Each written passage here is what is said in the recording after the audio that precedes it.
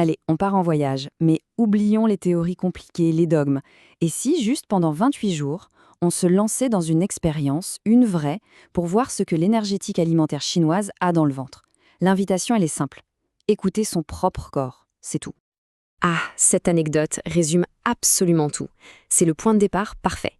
Elle montre bien le malentendu de base.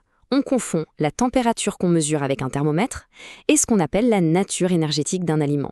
C'est exactement cette différence qu'on va explorer ensemble. Pour se lancer là-dedans, on peut imaginer un pont de bambou. D'un côté, notre corps, nos sensations d'aujourd'hui. De l'autre, une sagesse très ancienne. L'idée, ce n'est pas de croire sur parole, mais de traverser ce pont, pas à pas, de sentir comment ça vibre sous nos pieds.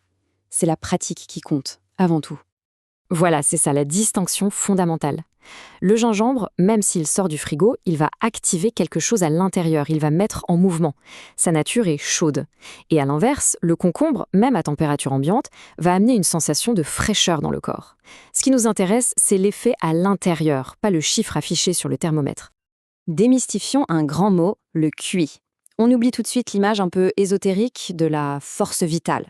Pour notre expérience, on va être beaucoup plus pragmatique. Le QI, c'est simplement notre potentiel d'énergie disponible, celui qu'on peut mobiliser.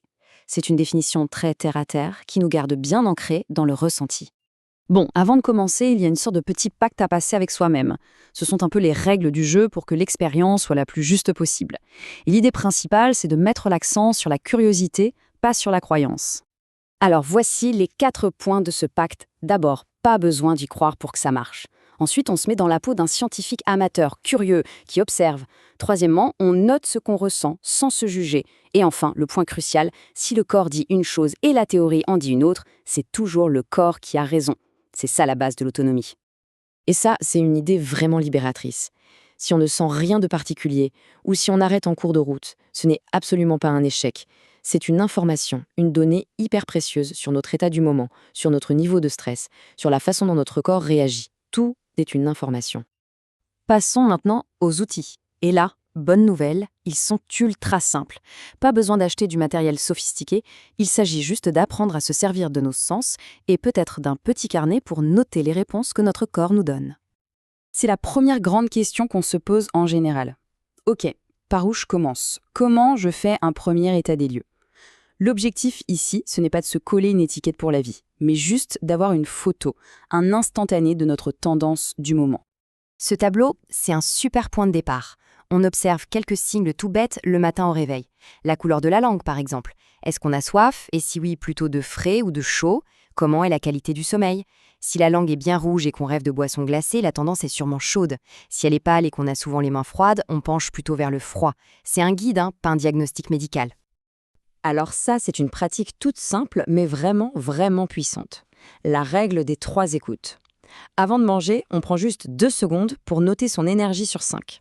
Pendant le repas, on fait une petite pause pour se demander « est-ce que j'ai encore faim ou est-ce que c'est juste l'habitude ?»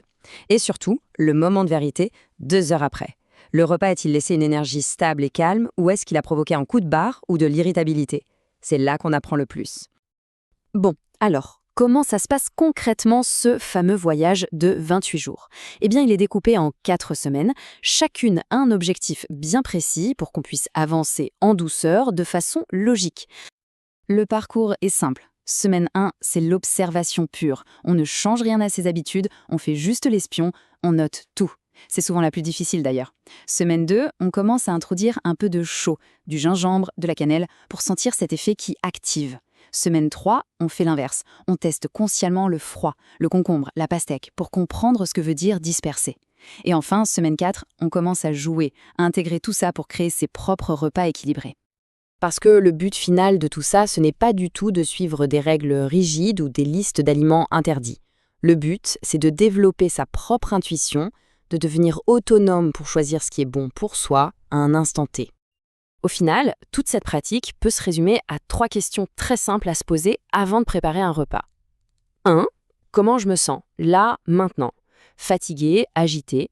2. Quel temps il fait dehors? Froid et humide, chaud et sec. Et 3. De quoi mon corps a-t-il vraiment besoin? De quelque chose de consistant ou plutôt de léger et frais? Les réponses à ça, elles composent le plat parfait. Pas dans l'absolu, mais parfait pour soi, ici et maintenant. J'adore ce témoignage de cet ingénieur. C'est parfait. Il n'a pas eu besoin de se plonger dans des textes anciens sur le yin et le yang. Non. Il a juste observé une corrélation directe, hyper concrète, entre ce qu'il a mangé le midi et sa température corporelle quelques heures après. C'est l'apprentissage à l'état pur, ça. C'est exactement ça l'expérience.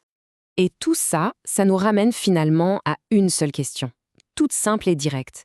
Au-delà de toutes les théories, si on s'arrête juste une seconde pour écouter, là, tout de suite, qu'est-ce que le corps est en train de murmurer? La réponse, c'est peut-être le tout début d'une nouvelle conversation avec soi-même.